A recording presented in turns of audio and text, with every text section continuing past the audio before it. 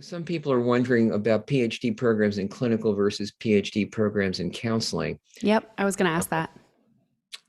Well, when a former colleague of mine used to be asked that question, who's now retired from Teachers College, what's the difference between a PhD program in clinical and counseling? He used to sort of give the snarky answer. He used to say, when you graduate, the answer is about $10 an hour. Meaning that the PhD program in clinical is somewhat more prestigious, at least it has been historically. It's been historically more difficult to get into.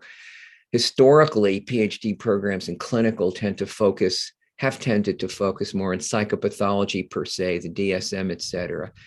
Whereas counseling programs have tended to focus on things like health, vocational rehab, et cetera. But in the last few years, the differences have become more minimal, with one interesting new difference is that counseling programs, for what actually there are some reasons, but it's a little bit irrelevant to what we're talking about now, have become far more focused on issues of cultural diversity. Clinical has somehow been, belatedly joined this important venture.